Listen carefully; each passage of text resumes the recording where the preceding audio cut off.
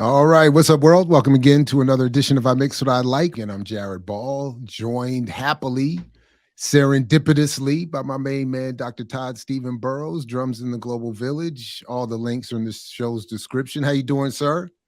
Good morning, Dr. Ball, and it's the Global Village we'll be talking about today. This is Puns, I was puns. I mean, drums in the Global Village. I mean, that'll be on my gravestone. I stole that a long time ago from my column in the '90s, and now it's my blog, and now we're getting to the root of that. So I'm excited about today.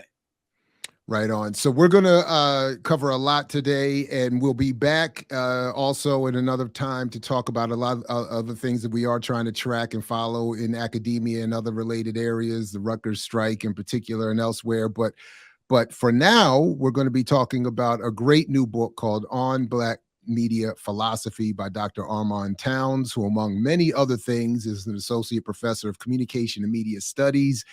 And holds a Ph.D. from the University of North Carolina at Chapel Hill in communication. His full link to both his bio and the link to the book in discussion today are already in the show description. And with that, I'm very happy to finally be able to catch up with Professor Armond Towns. It's good to meet you, greet you, and have you join us. Good morning.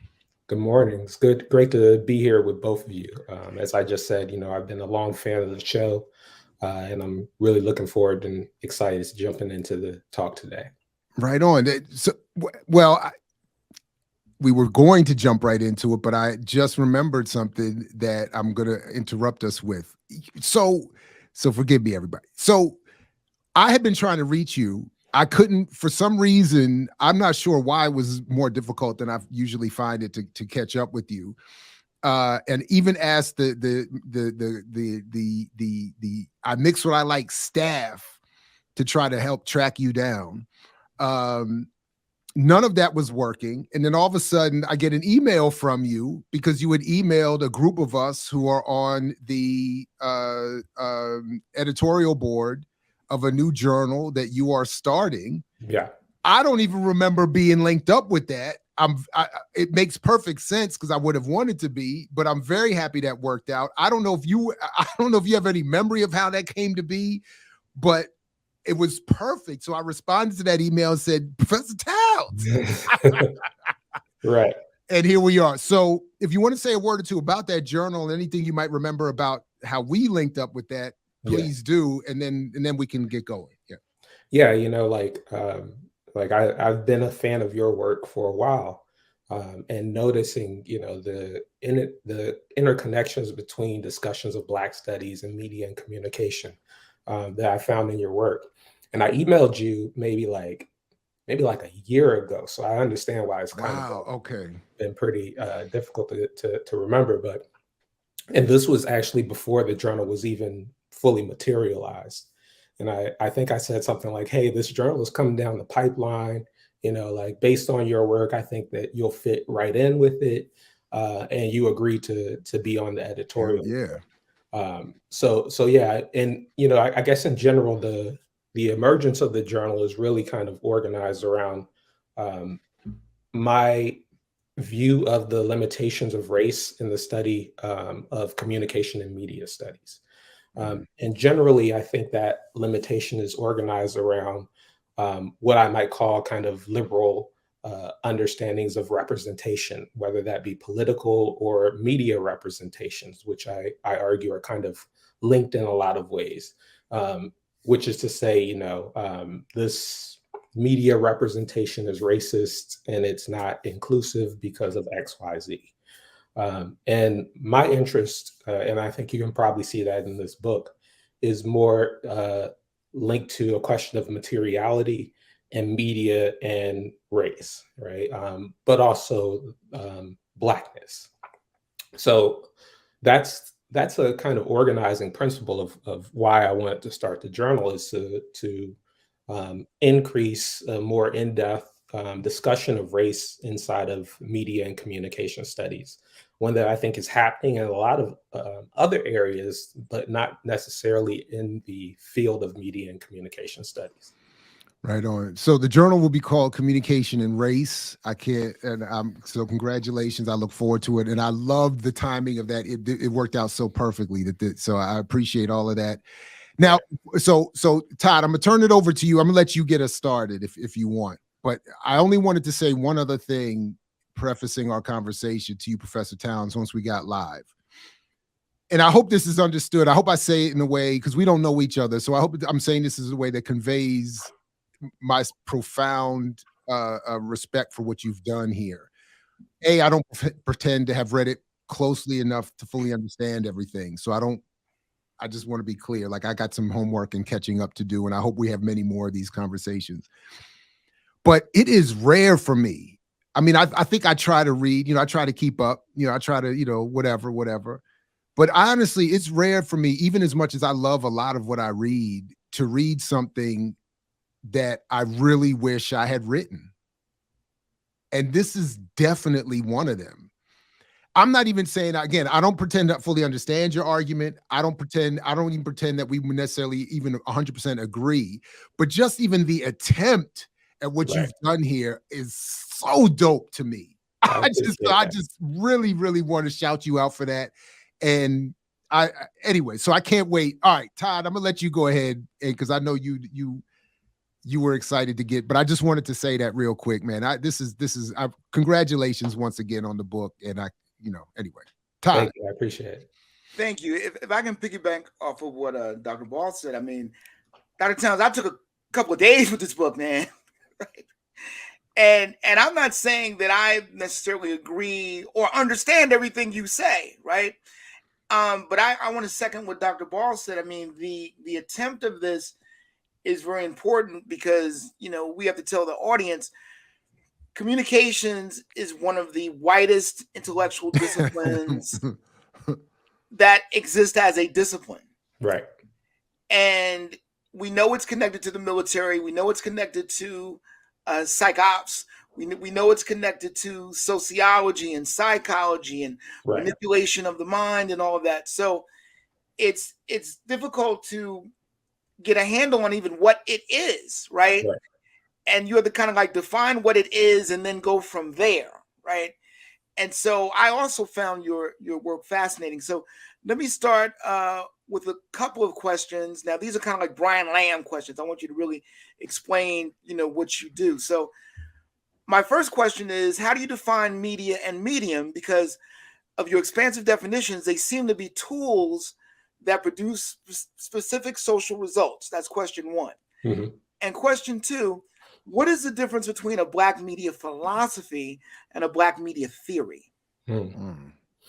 Yeah, no, those are great questions.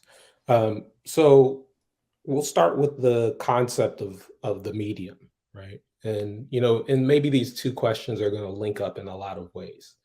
But in general, what I found is, as a trained media and communication studies scholar,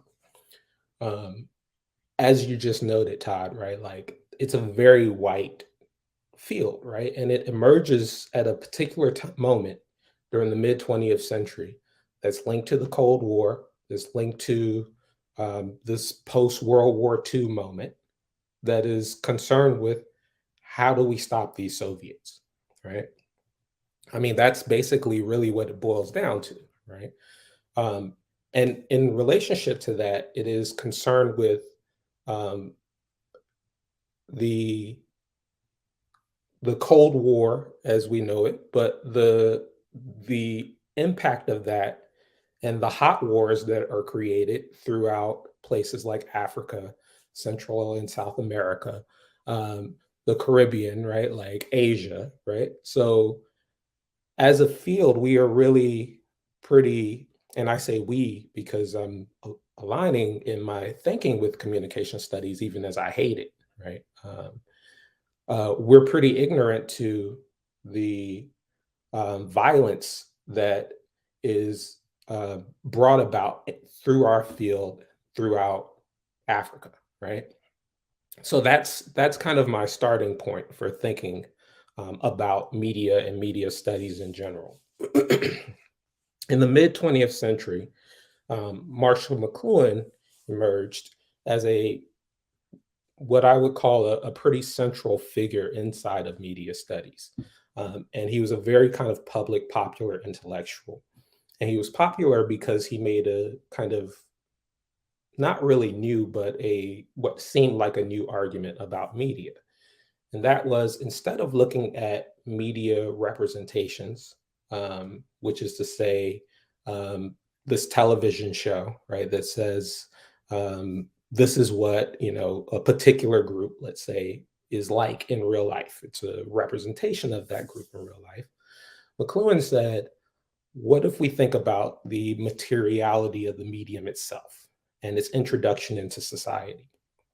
And his basic argument, right, which is media philosophy, is that introduction of each new medium transforms the way we think about ourselves as human, right? It transforms the way we think about knowledge as well. And through that transformation, we can't solely point to content. We have to point to materiality, right? So media, for me, or maybe more accurately, the medium is any type of technology that transforms the way that we think about ourselves as human. So to get to your second part of your question, what happens when we put Black people in the middle of that conversation, right?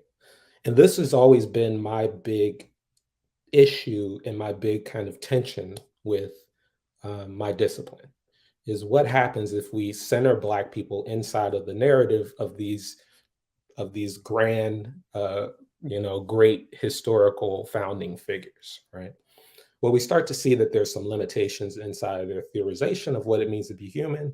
We start to see limitations inside of their theorizations of knowledge. And what I become interested in is how Black people have always had alternative understandings of media, alternative understandings of knowledge, alternative understandings of ourselves as human. And that then becomes the basis for me for a Black media philosophy, right? For me, then, we can point throughout various different moments, right? In my book, I go to the Underground Railroad, right? Where we can find that Black people have been basically kind of deploying what McLuhan would call an argument of media without necessarily calling it that. So my interest in what I'm calling a Black media philosophy is what I could say is two parts. One, it's an understanding of the McLuhanist understanding of media, and two, it's an understanding that Black people have always necessarily ruptured that understanding of media, which is to say that it's not merely a reaction to white people. It is actually a particular form of production that we as Black people have been engaged in for as long as there's been a concept of media. I don't know if that's answering both of your questions, but that's what stuck out in my mind with those questions. No, it does answer it, and thank you, because I definitely enjoyed the centering of Black people in your book.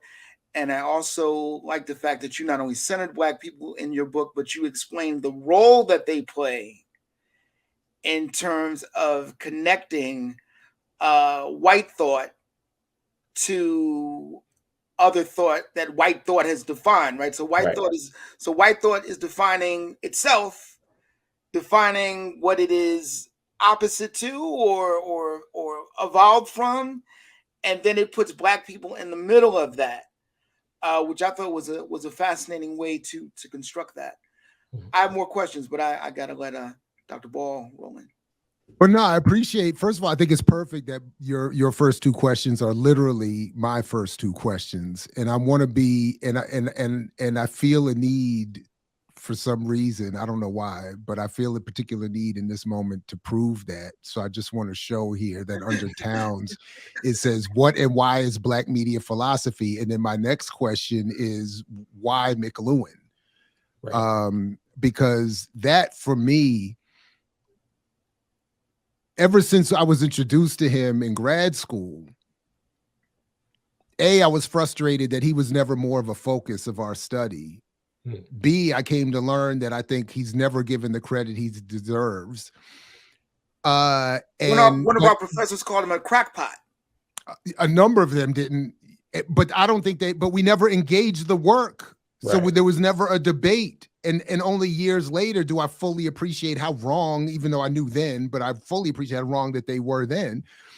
But then the other part of it is that, and I've always just personally struggled with this because he doesn't seem like he should fit in this conversation of blackness, of radicalness, of anti-colonialism, of underground railroads, and it's like, but yet he does.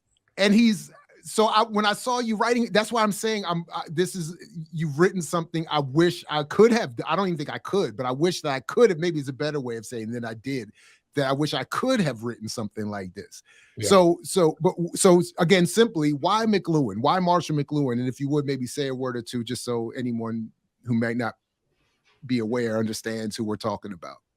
Yeah, absolutely. So I'll start with the why, right? And generally, I think, my own training also, we were given McLuhan as kind of one of these like major figures.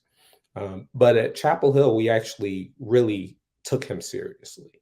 And I think that's, definitely related to one of my mentors, Sarah Sharma, who, really kind of taught me the work of Marshall McLuhan. So she took him seriously. And through that, I started to say, okay, let me take him seriously as well. And once I started to do that, I started to get really excited about his work, but also very frustrated with it. Exactly because what you're saying, right? It doesn't seem like it should fit in here. And there's reasons for that. So Marshall McLuhan is this mid-20th century, very popular English and rhetorical scholar out of the University of Toronto.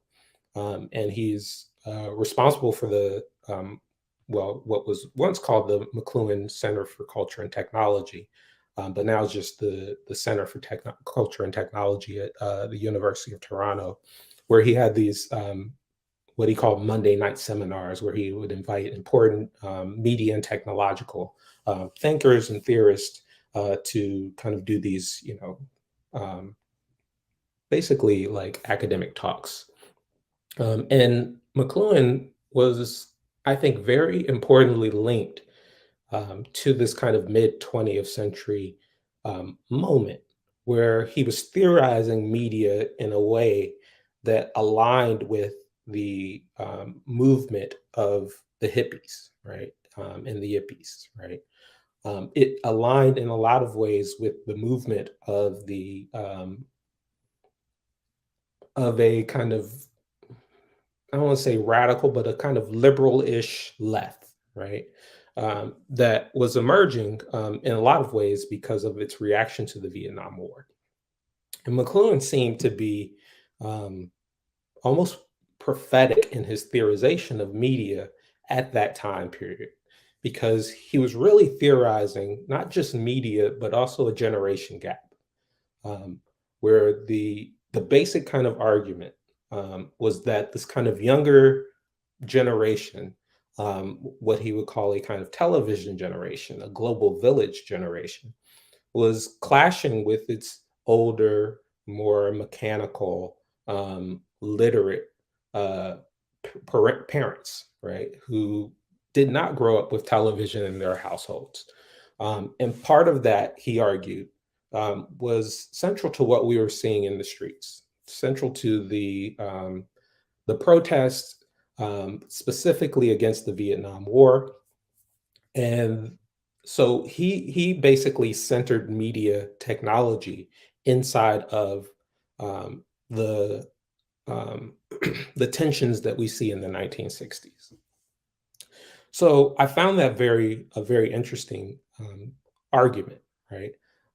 Because I do think that there are some very important, I guess what we could say is impact of the introduction of media into society.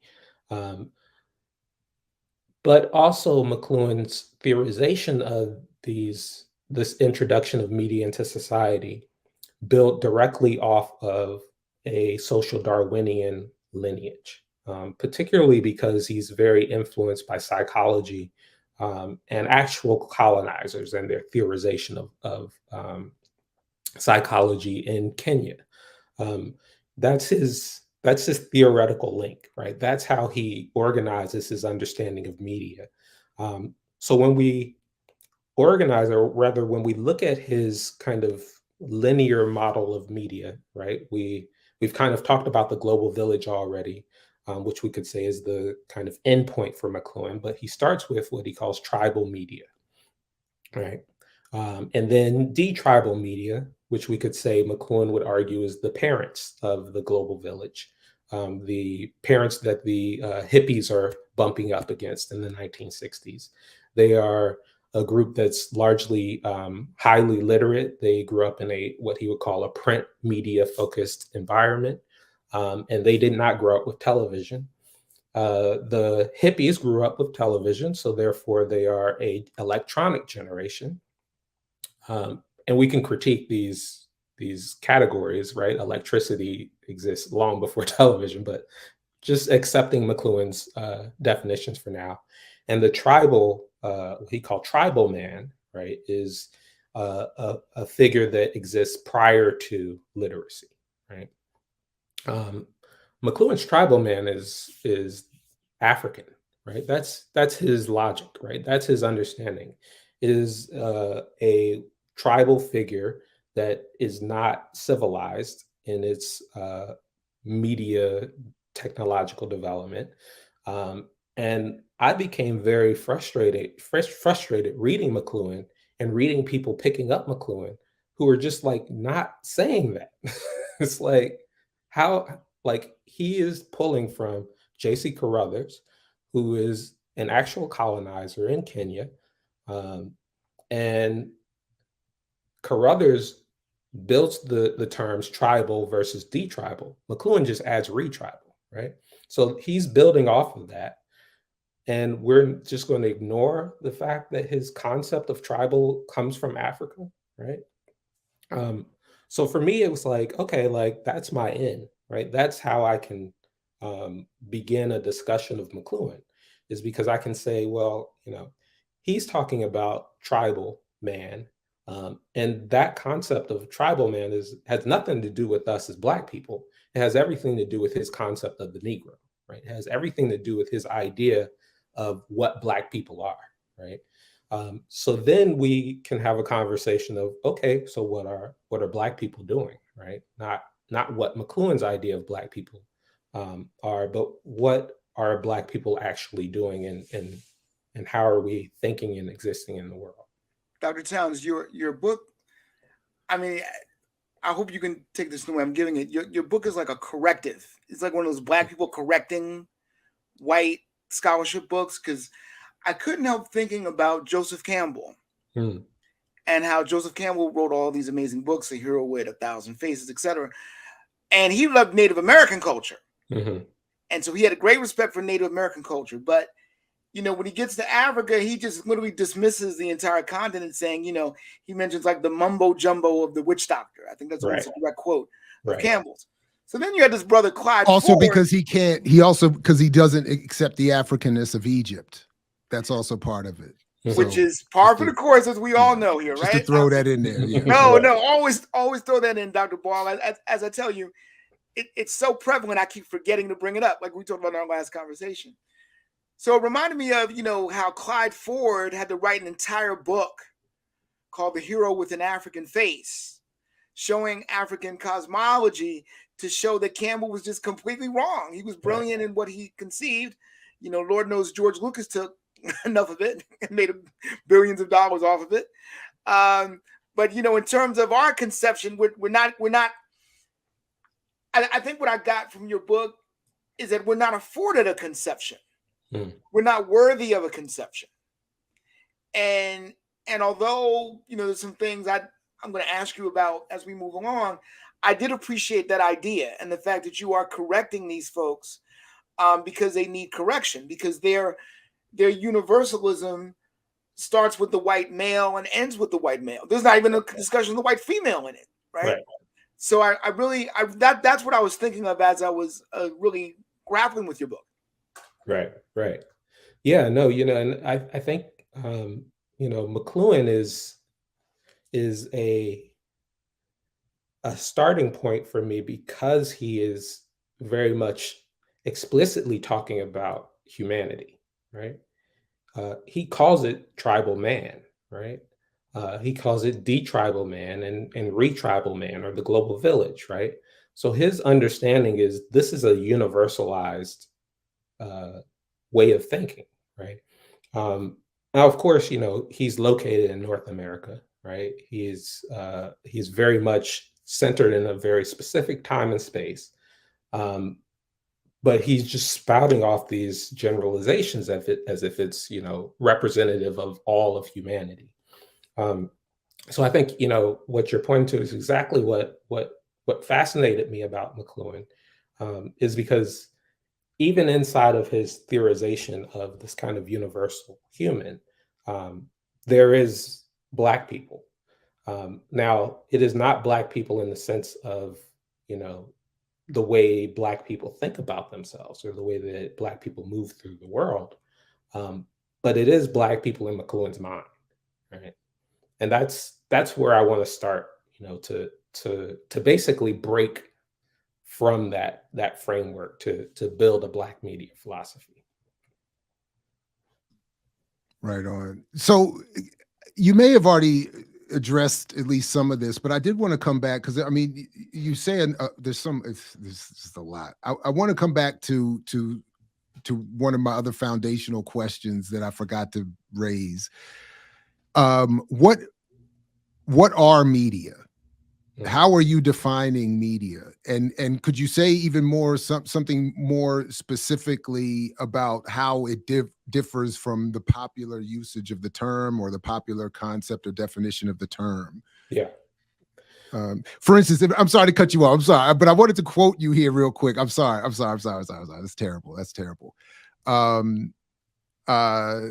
Well, you're actually quoting Juicy Parika, if I'm saying that name correctly. Yeah. To study media is to study more than what we already recognize as media. The beauty of media study should involve the possibility of methodological and theoretical labor that investigates what even constitutes its object of knowledge, and the process through which such objects of knowledge are established as the thing that circulates as media in academia. I think that's so deep. I don't even think I fully understand it, but I love it. And I wanted you to elaborate on it. I'm just going to show it here so people can see what I'm reading from. But yeah, what are media, and how is your, or how should it be conceived differently than it's popularly understood as a term? So popularly, media are understood as basically what we are doing right here, right? There is a device that is, what we could say, transmitting or circulating our conversation out into the world, right? Now, that, of course, is media, right, in a lot of ways. But what we find in a kind of generalized, let's say, media studies, is we oftentimes forget about the materiality of these things that we're communicating through, right? So, like popularly, we may see, like, like right now, there's a lot of discussion about, the media is doing this, the media is doing that, right? The right wing love to make this argument, right? What they're talking about is television news, right? What they're talking about is CNN. They're talking about MSNBC, right? The media is after this group, right? So that's a popular definition of media. And my argument is that it's not necessarily wrong, right? It definitely is media. But what if we could expand that definition of media to include a better understanding of the materiality of these devices that we're using, right? people like Parika, for example, right, remind us that like our laptops and our cell phones, right, they have gold minerals that come from African mines, right? Like there's a real materiality, a capitalist materiality to the devices that we use on a daily basis. So once we get to that level of understanding, then we can start to say that, building off of people like McLuhan, that media are any objects that fundamentally transform our environment and that in turn fundamentally transform what it means for us to be human. I understand that's a very broad definition, but that is McLuhan's definition, right? And we can, and if you read McLuhan's Understanding Media, then you see that he has this list of just various different things that are media that, I think generally we wouldn't think about as media, right? McLuhan says that the car is media, the airplane is media, right? So we're moving then away from these devices that are transmitting content, right? In a kind of traditional way that we think about it, right? We're moving away from the television. We're moving away from a book. Instead, we're moving into a discussion of time and space. And media then are these devices that transform the way we think about ourselves inside of time and space. So McLuhan's, his famous example of one of his earlier famous examples of media is the light bulb, right? And his argument was that the light bulb extended the day, right? No longer did you have to, everybody goes to bed at 8, 9 o'clock because you can't see well, right? You have the candle, but it's not like this illumination of the light bulb. Now you extend the day into the night, right? Which therefore means that you extend sight. You extend sight, which is right? a sensory argument that Exactly. you're making and he's making. Which is, central to McLuhan's argument as well, right? When we're talking about, media as any transformation of what it means to be human, for McLuhan, it's about the transformation of the senses, right? And he's importantly very interested in the sense of sight, right? The continuance of sight as a central definition of what it means to be human, right? Which again we can debate, but that is his argument of media. So I to some extent I accept that argument, right? I think there is something interesting and important inside of that argument. But also when we get into this discussion of the senses, I have to take a step back and say, isn't it interesting that sight is the sense that becomes so important inside of this McLuhanist media philosophy, right? Because sight becomes central to the Western, European, and North American definitions of knowledge, right?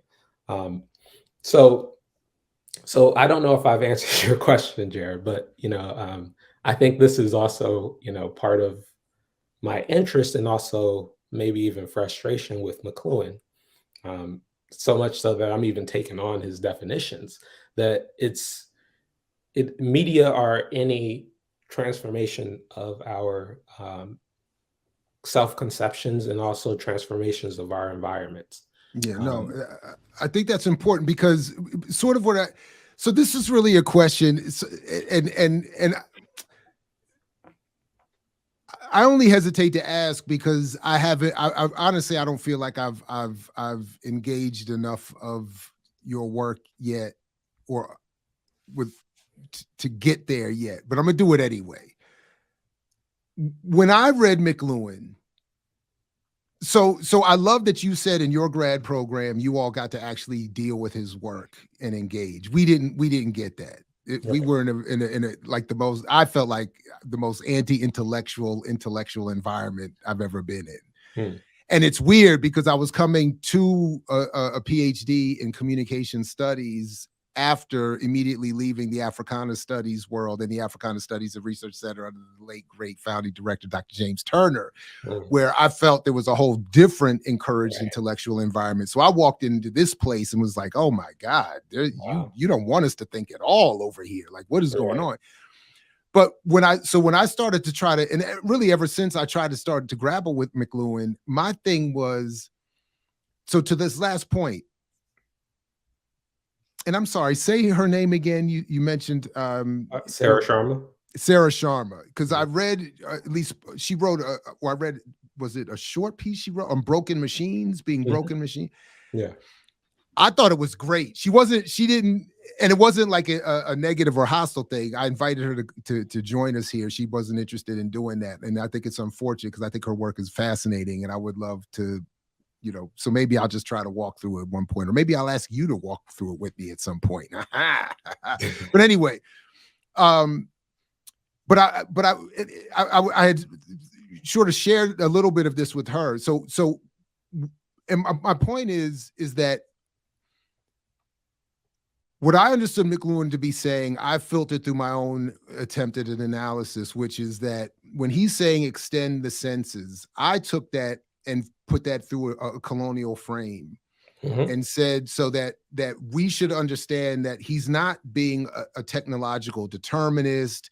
He's not being, of course he's Eurocentric. Of course he's, of course, because that's that's his world, but he's saying something of real value here, which is that, and nobody in that environment wanted to engage this. So in my own head, it's become this thing, like if he's saying the pen extends the hand and the car extends the feet and the digital environment extends the mind or the worldview of those in control, I'm saying like, this is great to understand media as imperialism and this, that, and the third.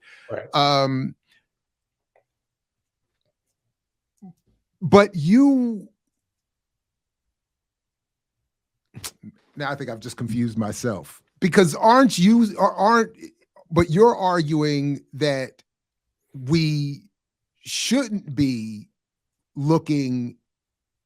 In other words, aren't you saying that I'm doing too much of what you're saying we need to move away from, which is trying to look too much at the content that ultimately ends up, my argument, performing in a colonial function, and that we need to look more at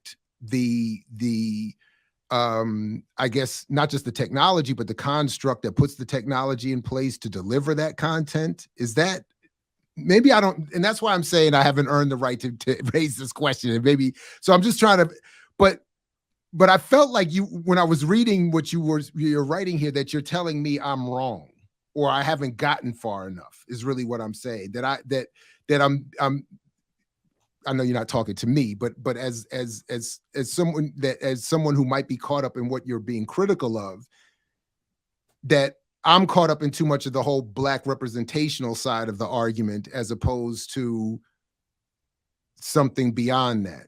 Maybe I'm not clear. Maybe I should just, that's why I'm glad Todd is here. No, this is a great question, right? And I get a version of this, I think, pretty frequently. Okay. And one of the things that I want to say is that I think McLuhan's argument actually allows us to have it both ways, right? Because McLuhan is clearly interested in content, right? He builds a lot of his theorizations off of poetry, right? Off of James Joyce, off of Shakespeare, right? Those are kind of his foundational figures as an English literature scholar, right? And in fact, what McLuhan is saying is that our content actually sometimes gives insight into the changing materiality of media in the world, right? So the type of poetry that we deliver is going to look different under our current social media platform world than it would under the 1960s when television was pretty dominant, right? And I think for me, it's more about how do we merge these two worlds, right? That says that, our understandings of representation, our understandings of content are important, but also our understandings of how that content is impacted by the materiality of the media that we live in is also important, right? Like, I think we can look at today's social media environment and say, wow, McLuhan had some points, right? Like today, right, we're, from our respective locations, um, talking on these devices. And that clearly transforms the type of content that we can have, right? And we are constantly engaging in this as a sensual experience, right? Through the Exactly. senses, through the dopamine. So social media proves that McLuhan had it right. Right. Yeah, no, and there have been people who've made that argument, right? Paul Levinson out of Fordham University makes this argument that McLuhan actually predicted our current internet and social media world in a lot of ways with his global village. And in fact, the global village is not as good of a descriptor of the television environment. It's a better descriptor of our social media environment. Right? Absolutely. So I think, my interest is really in how do we bring these two conversations together, right? Because what we could, and for, let's just say, a lack of better words, right? The Black representation studies and the Black media philosophy studies that I'm calling for, we are completely interlinked. I can't do what I do without that Black representation studies. In fact, it is completely central to my thinking. But how do we bring together both so that we have this discussion of media materiality as central to transforming and impacting the type of representations that we can have in the world? This is fascinating. I'm doubling up on my questions here because these answers and the discussions they bring about are quite fascinating. So I want you to forgive the parochialness of this new double question, but I wanted to bounce your thinking along with other thinkers. So I wanted to know part A, because I kept hearing echoes of Afro-pessimism in what you wrote. And I was very interested in how that influenced you. But the second thing is I saw, with that construct as the Negro being in the middle, being the medium of the, modern man and the ancient man, let's say, and that's being kind. I kept thinking of how practically those thoughts were inputted, because I kept thinking of Mrs. Mason, the woman who was a patron of Langston Hughes and Zora Neale Hurston.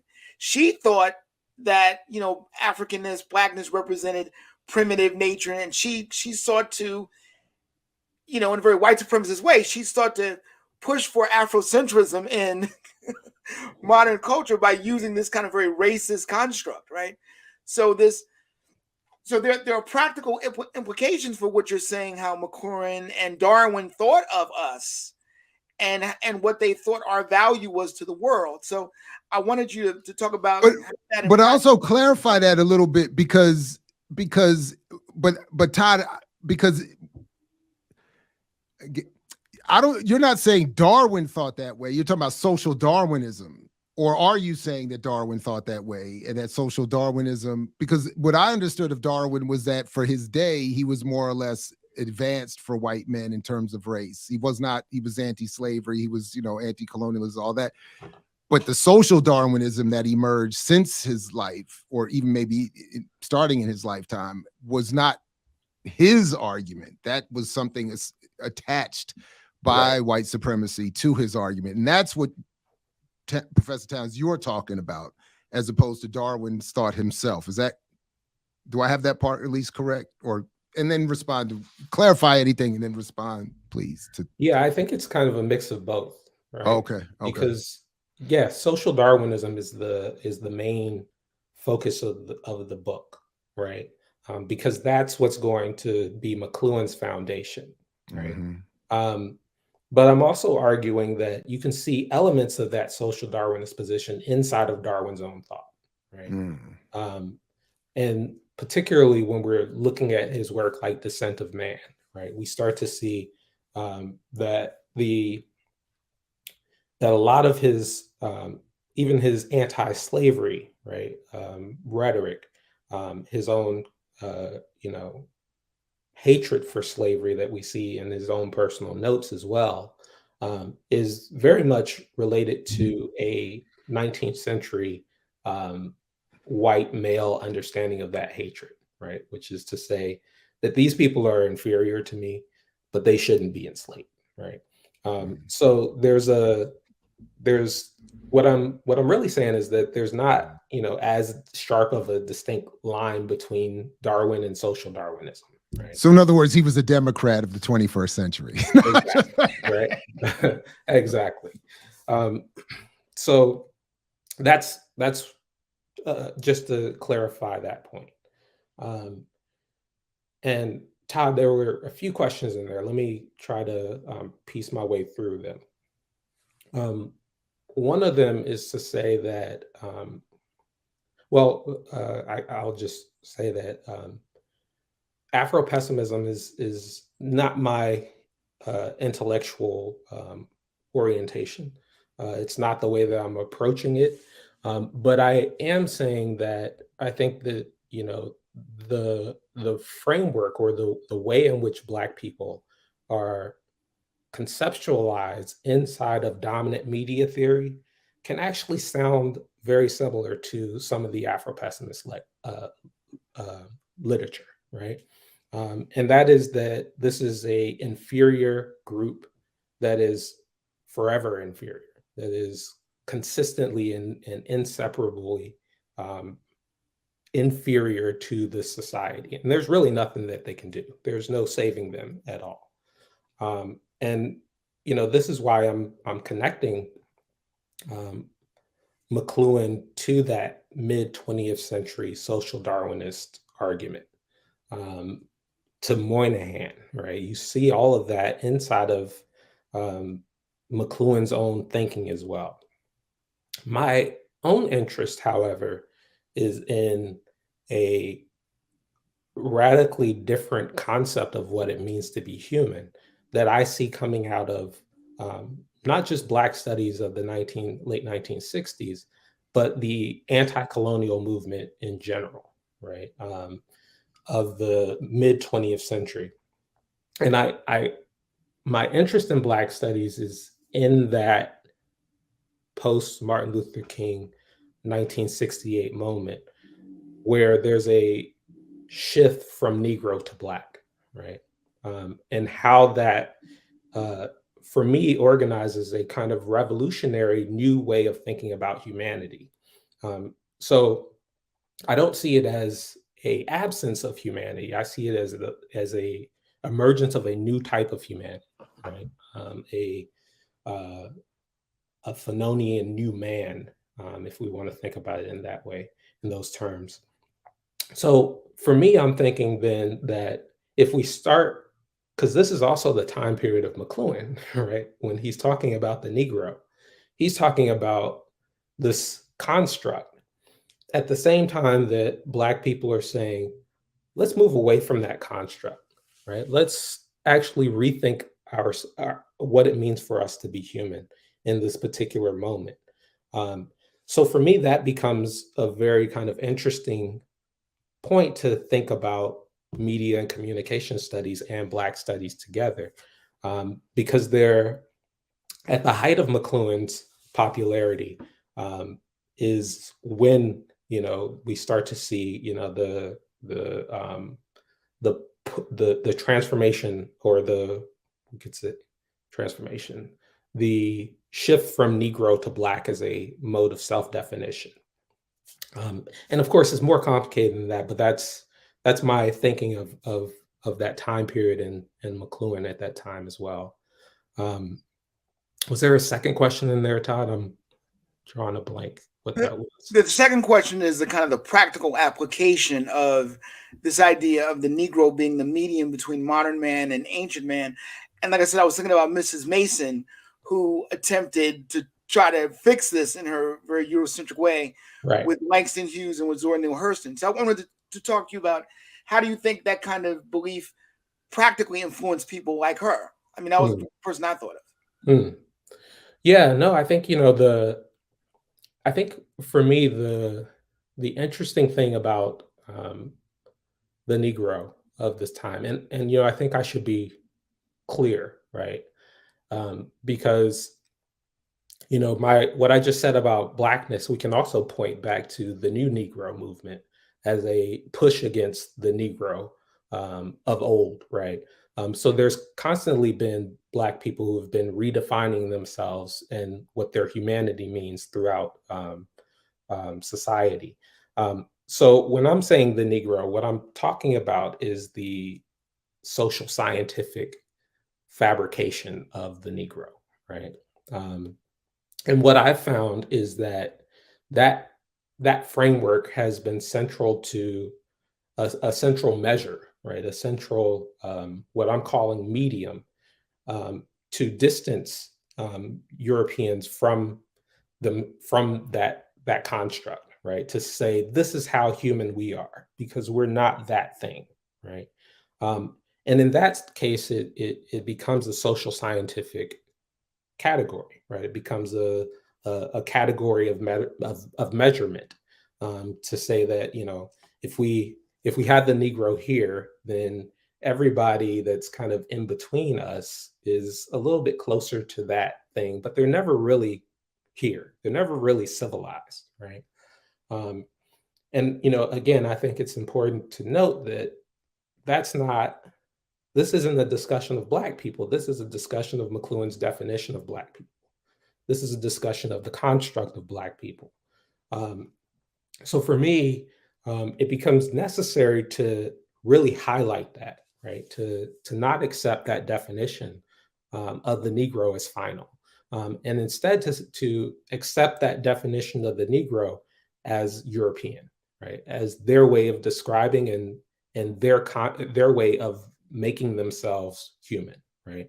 And if that's the case, then the Negro is a medium, right? If we go back to what I've been talking about as media at the beginning, media are any ways in which we come to understand ourselves as human, right? They are extensions of ourselves as human in McLuhan's sense. That social scientific construct of the Negro then is Europe's way of defining itself as human. It is a central media technology for the European to define itself as civilized and human. So Black people become TVs and radios for white people. Exactly. That's crazy. That's Exactly. Crazy. So I wrote a note in I don't even know where you were writing exactly, but it caused me to write a note. Your exact what you said here was that no matter if one sees McLuhan as more area studies and communications or vice versa, what would happen soon after 1958 Act was passed was the game changer for the higher education of the Western world. So I don't know why I put it here, and why this note was inspired to come to me at this point, and because I don't even know what I was thinking there. But the note says is a question, which is, are you doing for McLuhan what others have tried to do for Marx? And by that I mean, when you're making, as I'm understanding it, an argument that Black studies should incorporate some attention to McLuhan, it feels almost like you're saying what some materialists have argued for Black studies isn't the importance of Marx. And then around here, at least, that generates a whole bunch of argument and debate and back and forth. And then so I can see it now. There's going to be a comment saying, Jared, you brought another brother on here talking about bringing white folks into Black studies. Like, we don't need any more of that. Right. And by the way, I have an ultra Black question coming up too. So this okay, there we go. So you go ahead, Jared. Go ahead, Jared. For that question. Then I'm going to take off the Stundar t-shirt and put on like a dashiki in a second. Go ahead. But that's why. But even as I would appreciate the question, even as part of me wants to ask the question, I'm also the other guy who's I think is with you at least, in saying, nah, man, McLuhan is deep. McLuhan is important. Yeah. We don't need to base our reality on from his foundation, but we shouldn't ignore him. Right. We can do something with this. Anyway, what do you think? Yeah. I mean, so what I'll say is,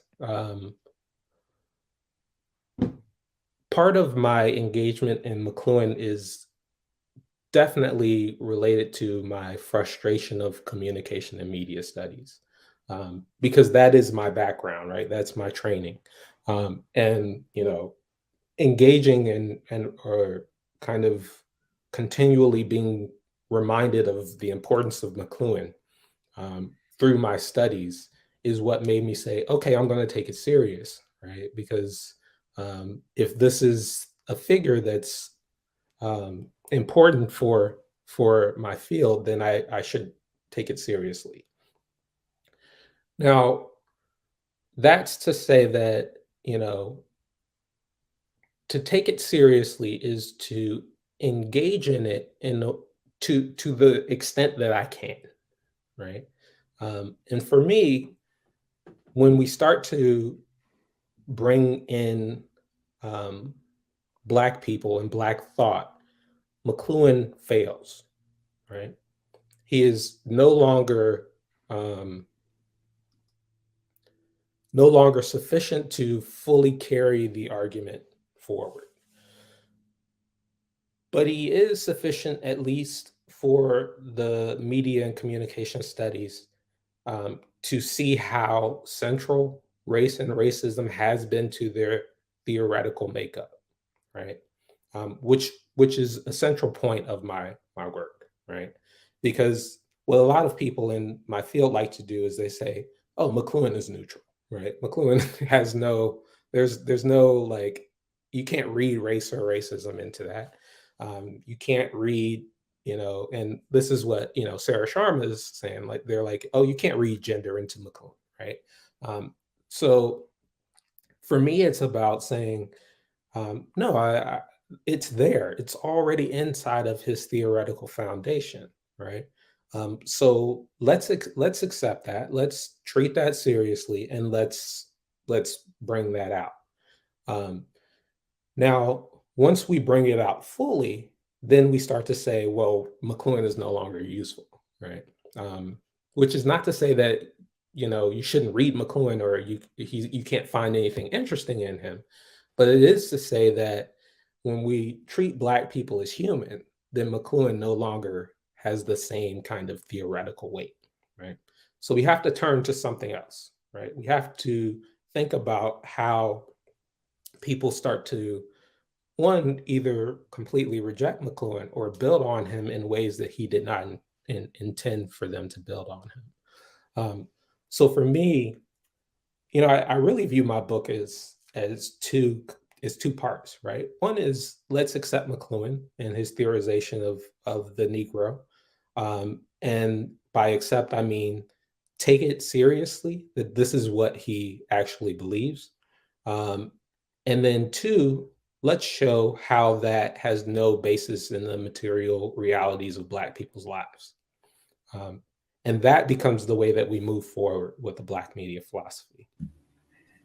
And I want to move forward, and I want to again double up on the questions, because this is really fascinating. Is this the ultra Black question? Yeah, this is the ultra Black question. I'm gonna put my right. dashiki on. I'm gonna play drums. I'm gonna do the whole thing. I got mine in the closet. So. All right, here we go. So,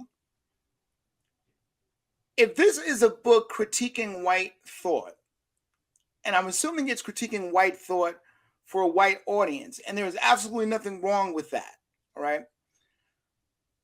Forgive me, but as a child of Newark and influenced by Harlem and WIB and, John Henry Clark and all these, these people that are just, just persona non grata today in terms of Africana studies because, of their parochialness is the argument that they make, right? While reading your book, I just kept wondering, like, okay, where's my peoples in here that really made the harsh critique of European epistemology? Give you an example, Merrill who did, 500 very dense pages, Yurugu on European epistemology, showing a lot of the things that you show. Mm. You don't really have a discussion on Black orality in here, which I was waiting for, because I was like, okay, if he's going to talk about orality, I know he's going to hit, because I'm always into that hit, I like the hit. And so I kept thinking about, okay, I really like how you're walking up to white people and holding up a mirror to them and letting them see themselves. And I think that's deeply important in a white discipline, as we teach at white universities and all the things that we do. But I was just wondering if we show that McLuhan is wrong, or we show that McLuhan and Darwin have their limitations, then for you, I'm just interested in what you think. Where does that discussion go? Because for me, it would go to the dashiki people, right? Right. And what we can loosely call the Black radical tradition, or if we want to be intellectual, the Africana wing of Africana studies. Right. So I'm interested in what that discussion would go for you in terms of if we were to have the discussion after your book, after you've proven your point, where would that discussion go for you? No, this is a great question, because it's the point that I got to at the end of the book, right? And for me, it was like, once I finished the book, I realized that the book wasn't done in my mind, right? And I think, part of the question you're pointing to is really organized around my graduate school fight against communication studies, right? Because, being trained in communication studies, being trained in a very white discipline, I had to go outside of the discipline to find the work that really inspired me, and the work that would be central to my thinking. So once I finished the book, is when I really started to say, there's got to be another book. Right? It has to be something else to speak to these questions of Black epistemology that you're raising, right? And how do we then basically reform what I'm calling media and communication and media studies into something else, right? So for me, that became very clear once the book was done. And I think you're right? Like, this book is directly related to and speaking to the audience of my discipline. But in speaking to that audience of my discipline, what I'm really interested in also is saying, do y'all even know about Black studies? No, no, they don't. And The struggle you outlined is a struggle everyone on this Zoom has gone through in their white journalism graduate school. Right. You are not alone. Right. Let me do a quick follow-up. Wait, I got to give him my story. My Michael Gurevich story. All right. Oh, yeah, go right ahead. The leading theorist at the time in our grad program, as he was considered, and one of the few, I think maybe the only one left, as everybody was moving towards what they called, professional journalism, whatever. But he told me one day, I've never read and he was a sociologist, a British sociologist. I've never read a word of Du Bois, and I've never heard of Frantz Fanon. I'm still amazed at how far it went. I'm still amazed that he could have been there, even as I understand intellectually how bad it gets in terms of the white folks not, engaging. But I'm still shocked that somebody could have, how could you not have heard of Fanon? How could you not read a word of Du Bois? And how do you end up with a Ph.D. and a long career in sociology? Anyway, but and I just if I could follow up on your stories, because we, as you know, Dr. Towns, we went to the same graduate school, Dr. Bowman. Yeah, right. We're the first and second graduates of the journalism school at the University of Maryland. So we have stories galore. Like my favorite stories are, one professor said that Du Bois was like the founder of urban sociology, not, they can't give him the full sociology, right? We all know this. But my ultimate favorite story was when this guy who's like this major writer of communication books and other books, his name escapes me. his name escapes me at the moment, Douglas Gomery, where he talks about, oh, I'm writing this book about Patsy Cline, and she was the greatest singer the greatest singer to ever come out of DC. Yeah. Now I'm young. I'm 24. I just left my newspaper job to come to graduate school. But you know, I couldn't help it. I raised my hand. I said, Professor Gomery, Dr. Gomery, what about Marvin Gaye? And he's like, Marvin Gaye's from DC.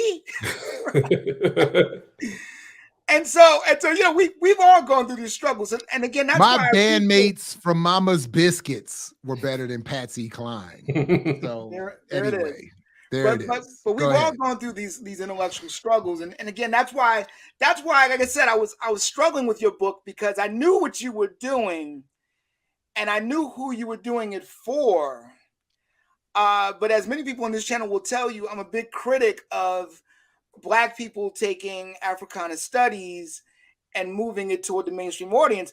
But I had to realize and accept that you weren't doing that. You were taking communication studies and you were showing everything it lacked and leaving it for other people to come back with maybe a more African-centered analysis. So I just want to do one follow-up to that, and then I'll go back to Dr. Ball. This is not a Black question, but I think this is a theoretical question. What I was also thinking about when I was reading your book was that your book seemed to be, for me, an argument for grounded theory. And I wanted to know what your opinion of grounded theory was as a theory, and whether or not you were consciously or subconsciously engaging in that and just not naming it. Yeah.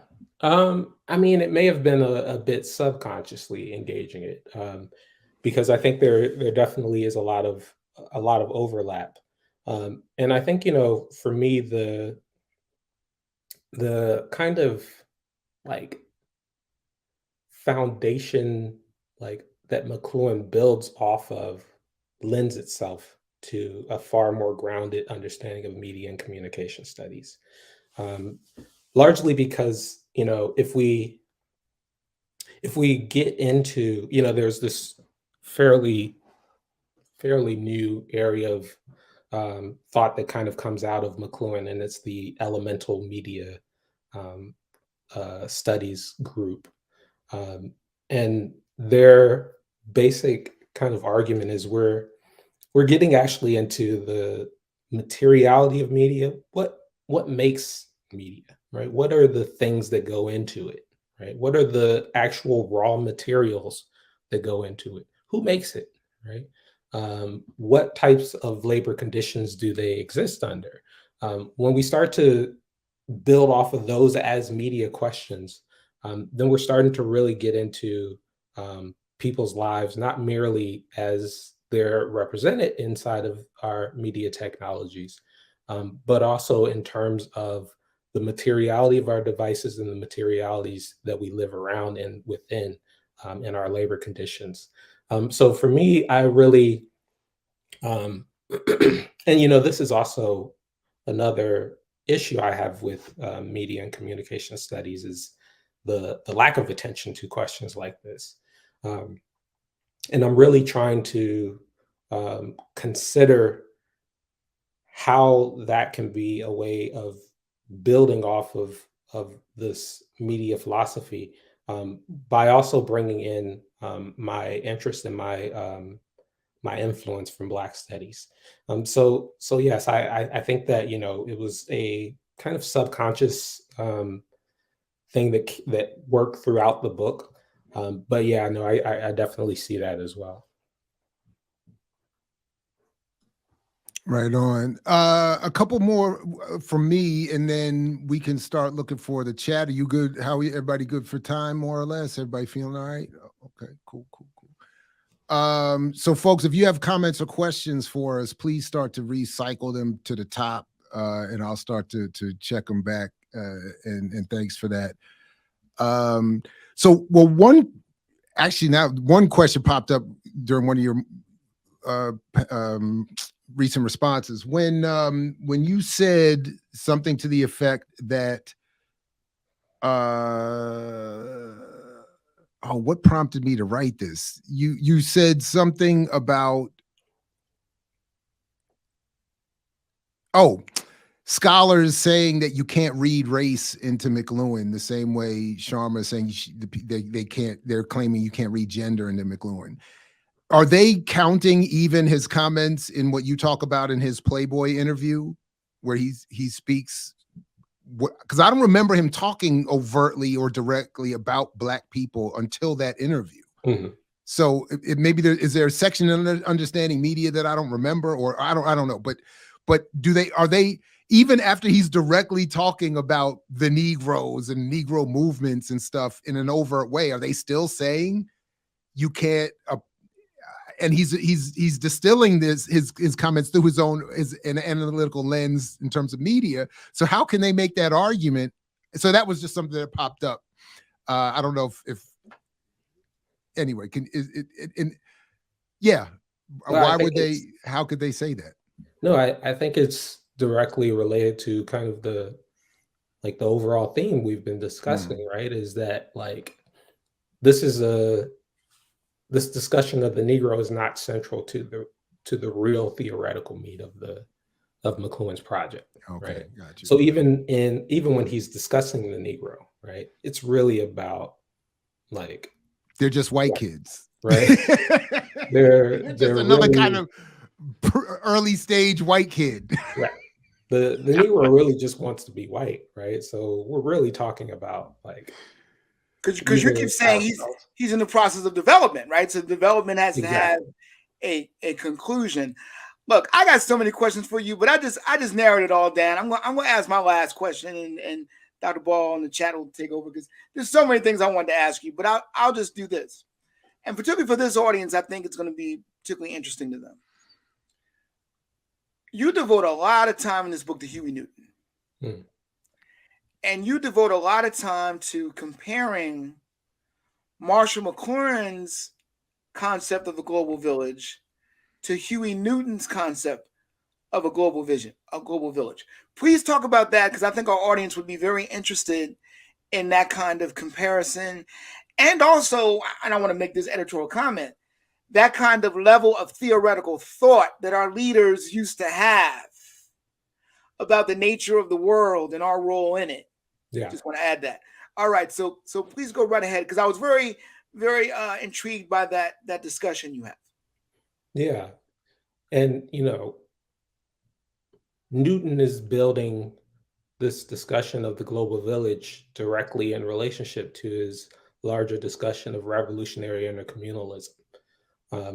And what I'm pointing to is how, one, and I think this goes back to Jared's earlier question about, are we pulling like Marx into Black studies, or are we pulling McLuhan into Black studies? But Newton is building off of that 20th century Leninist, Maoist discussion of the critique of capitalism in his discussion of revolutionary intercommunalism. And what I see in his critique of it, which is reactionary intercommunalism, is McLuhan's global village, right? And what I'm basically arguing in that chapter especially is that Newton's dialectical discussion of the movement from Black nationalism to revolutionary intercommunalism gives us a pathway to think about Marshall McLuhan's the Western European centeredness of Marshall McLuhan's global village, right? In ways that McLuhan himself never says, but Newton allows us to see through his critique of the reactionaries and their concept of intercommunalism. So for me, it became really important to note that Huey Newton was laying the foundation for one form of Black media philosophy, right? Which is to say, he recognized the problem of McLuhan's global village and pointed us in a direction towards an alternative understanding of the global village. An alternative what I would call a excuse me, Black understanding of the global village that people like Marshall McLuhan could never fully understand or even become or get on board with. So I found it, really interesting and really important to note how, theoretically sophisticated Newton's arguments were in terms of building off of these various different areas of study, right? He builds off of, dialectical materialism. He's pulling from, McLuhanist media philosophy. He's pulling from environmental studies and building this larger theorization of a revolutionary understanding of intercommunalism that I couldn't ignore. No, I love that you have that in there, and at some point, I'm going to come back to a more close read of that section of the book and invite you back for more discussion of that as well. Yeah, I love that. One other question that I had was just really to get you to say a word or two about your inclusion also of the work of Stuart Hall and this point you're making about the role that Black and cultural studies should play in engagement with McLuhan and developing this Black media philosophy. Yeah. The British Cultural Studies group was highly critical of McLuhan, including Stuart Hall, but also Raymond Williams, right? You could argue that Williams' book Television is a direct response to McLuhan's Global Village. And in general, what people like Raymond Williams are arguing is that McLuhan is a technological determinist, right? And that he doesn't take into consideration the materiality of people, right? Of their labor, especially in terms of the transformation of capitalism and its role in the distribution of television, right? So Williams is going to basically say that, he's going to connect the development of television programming to suburbia, right? So now that, people aren't in, let's say, an inner city and they're moving out into the suburbs, they need something to do, right? They need something when they can't just walk outside and start talking to people. Well, you start to develop television programming to keep white people at home, right? Now, Williams isn't going to say white people, right? But you can start to see those. It goes without saying. It's understood, right? Who else could he be talking? It's, it's Raymond Williams, right? And we can have our own discussions about right. We could write a book about basically doing what I just did for McLuhan with Raymond Williams, right? So that discussion of cultural studies became really important for me too, because they were explicitly critical of McLuhan, right? And people like Stuart Hall, especially, they're going to be critical about McLuhan's work while also being cognizant of the racial politics of Western Europe and North America. So that became really central to my basically, what I think the book does is really kind of gives you an overview of my own intellectual genealogy, right?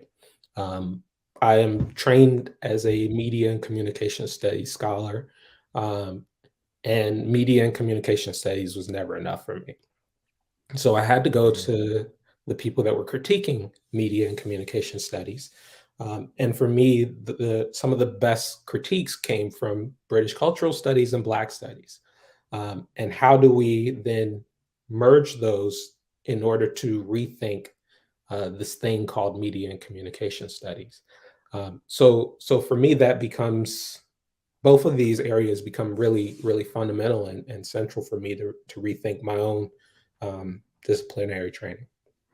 So let me ask you this real quick, because it came up in a way in my argument this morning with our dear brother Diallo. When I was reading your book for today and reviewing my memory and what you had to say also about Stuart Hall, I'm reminded, one of the things that has always bothered me about at least the use of his encoding decoding argument in communication studies is that it encourages, for me, too much of an emphasis on individual or even communities' agency to decode in ways that are not understood or even interpretable by those in power. And my point is, it's not that agency doesn't exist. It's that I want us to focus on the intent behind the message. And I want that imperial colonial intent to be understood and recognized, even if we're saying it's not being effective. Right. Yeah. So anyway, do you have a thought on that? Am I missing something? Anyway, what do you think about that? Yeah, I think media and communication studies are really do poor reads of Stuart Hall's work in general. Okay. And especially, that encoding, decoding work. And part of that, I think, is, because I think part of the problem of media and communication studies is its own intellectual foundation coming out of liberal Cold War politics, right? And because of that, generally the field can't accept criticisms of capitalism. It can't accept criticisms of the material nature that people like Stuart Hall are really pointing to, right? Yeah. Because, like that work on encoding and decoding, you can see a lot of relevance to policing the crisis inside of that work as well, right? Which is a book that, my discipline doesn't even want to talk about, right? Which is strange because it's so relevant to it. But you then get into discussions of the movement of capital and how, the United Kingdom starts to transform after the war, right? And how, well, now we need Black and brown labor to come in, right? And, that then, so when we get into like the meat of people like Stuart Hall and their actual material questions about media and communication studies, as I have learned it, as I have been trained in it, cannot fully accept those conversations. Sure can't. Then you even get called up to offices and asked why you're here. Exactly. Why are you here? All right. So first of all, welcome Julius as a new member to the channel. Welcome.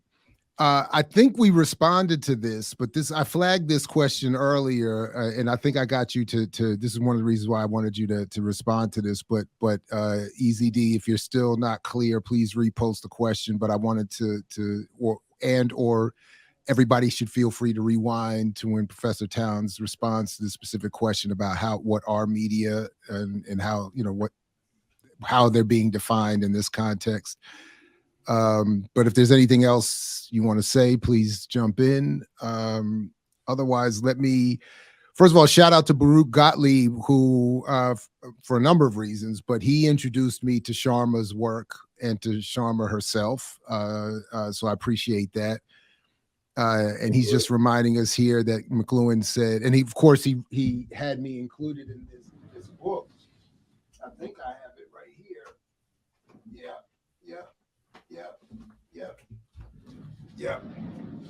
Yep. Global warning, a little collection of essays about McLuhan. So anyway, but as he says here, what you say on the phone only affects very few. The telephone as a media environment affects everyone profoundly. So what you say on the phone is separate from what the phone's impact is on society. Chidimacha says, I need to read his book. Would love to have a Discord server discuss and work out his thesis. It sounds so interesting. It is. You should do that. Please take up, and the Discord link is in the show description. Doc, ask bro Armond, what types of responses does he receive from white people? And I'll just add responses in general as well. What have you gotten? I've gotten a kind of, I mean, McLuhan there's a kind of hagiography about McLuhan, right? In ways that I think, you can see across different people that are viewed as these kind of intellectual giants. And McLuhan has that same type of effect. So there's either a kind of ignoring of my work from those that are like, I knew McLuhan types, right? He likes spaghetti on Thursday types. Or there's what you gonna tell me? right. I used to have breakfast with him. What you gonna? Yeah. So there's that type of response, or there is a attempt to really engage in the work in ways that I found interesting, because the engagements have then led to conversations about Black studies, right? Which is really my intellectual interest. So I've found it to be a kind of mixed response to the book, in ways that I don't think I'm surprised by at all. Right on. Okay. Let's see. These are little, okay. Similarly, Easy D is asking, was your training when you're reflecting on, I forgot exactly what you were saying, but this was a timely comment, and they're asking, was your training beneficial on reflection then, when you're looking back critically on media studies and communication studies? Yeah, I mean, I think, I'm like quite a few Black former graduate students who had to go outside of my training.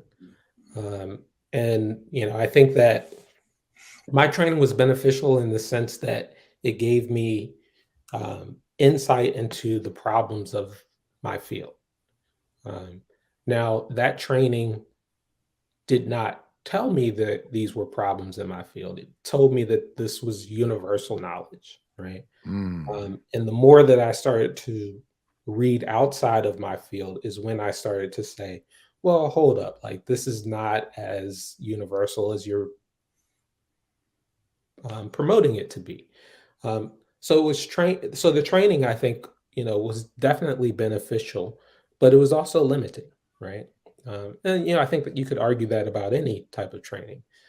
So my interest then is trying to push beyond those limitations and to think beyond those limitations.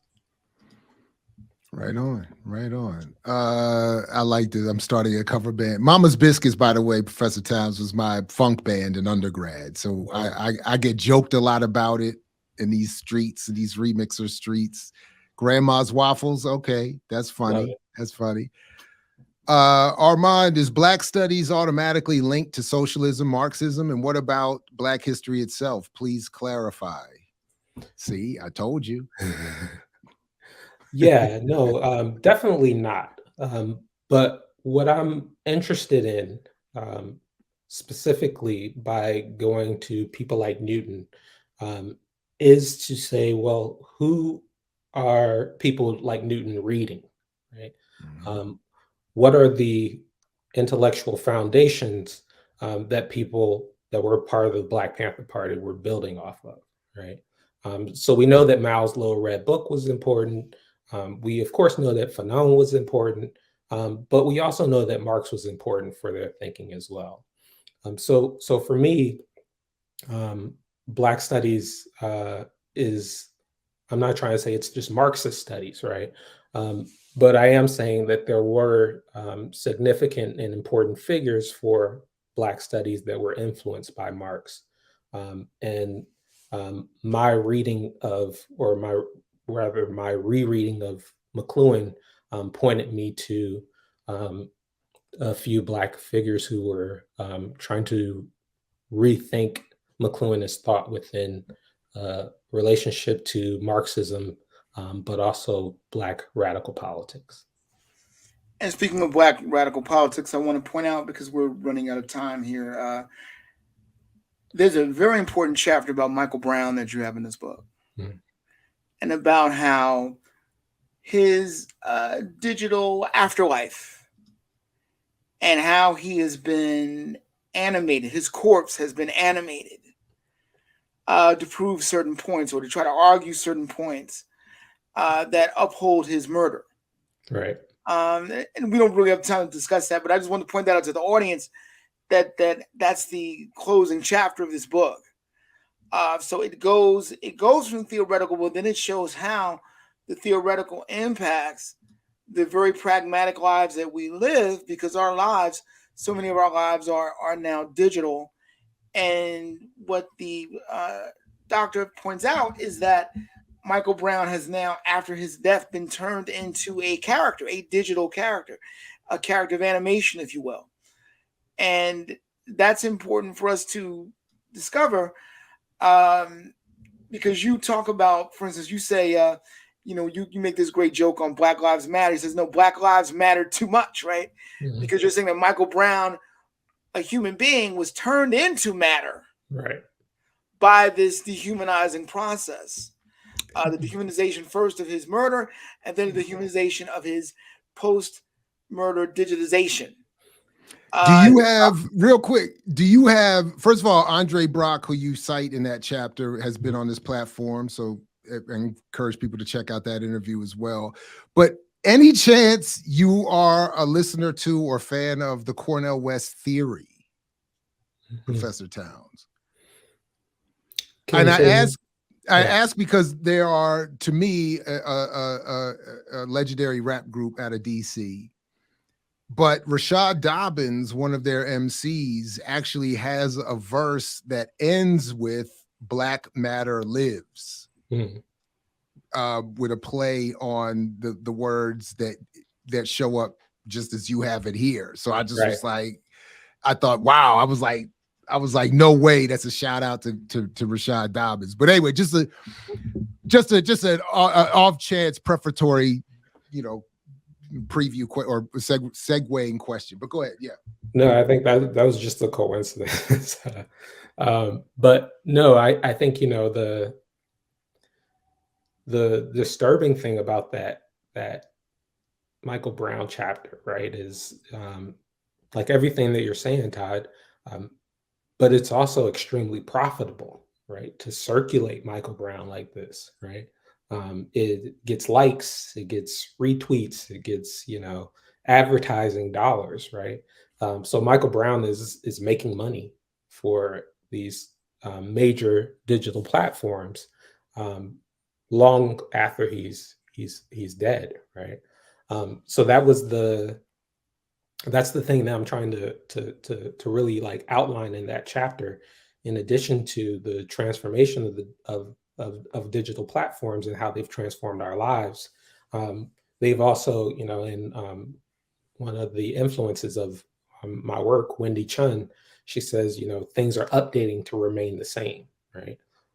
And basically that's what we're seeing with the digital circulation of information, is the rich continue to get richer in just new digital ways. Oh man, listen, I don't see any other questions here. Another joke about my band, Uncle's Donuts, isn't that's funny? Okay. And Brooke, I'm with you. BPM is killing me too. I can't read well enough to satisfy my need or appetite for all this study either. I'm barely keeping up with my own channel and with my comrades and colleagues on this channel and all the great work that's being produced. that, and I want to say this in front of you as well, Professor Towns, I'd like to bring it up. I think a lot of times academics, we get unfairly criticized and represented for not doing what a lot of us are doing that don't get enough attention. And a lot of the people that represent popularly, somewhat akin to what we've been talking about today, a lot of people that popularly represent academia and Black academia are promoted precisely for not, because they don't do this kind of work, and they get a lot of attention that I think is undeserved. So I appreciate what you've done here. I'm going to continue to read. And in addition to what I hope is, I look forward to in supporting your new journal. I look forward to many more discussions with you about this work and your future work and other work. And now that I, got your email locked up, now that I found you, it's gonna be, anyway, but let me give either of you any other last words or final thoughts or anything else. Anyway, congratulations and thanks again. I just appreciate y'all having me on the show. Like I said, I've been a fan for a while. And yeah, the questions are great. You got my wheels turning over here. So we got more work to do always. Absolutely. And so folks, please do check out this book. If I could pull it up here quick enough, on Black media philosophy, but anyway, I can't pull it up fast enough, but the link is in the show description. Please get a copy of it, dive in. And so when he comes back before too long, we'll have more meaningful, substantive conversations and questions and points to raise. So, and Dr. Burroughs, thanks again to you for joining us. I appreciate you jumping on with us today. So thank you very much. Thank you, Dr. Ball. All right, everybody. So I will let you go, Professor Towns. I will catch up with you another time. Thank you very much. Appreciate you once again. Take good care. Peace to you, because we know you're willing to fight for it, like Fred Hampton used to say. And again, congratulations. Thanks a lot. Congratulations, Dr. Towns. Thanks. I appreciate both of you. Thank you. I mix what I like, what I like, what I like, what I like, what I like.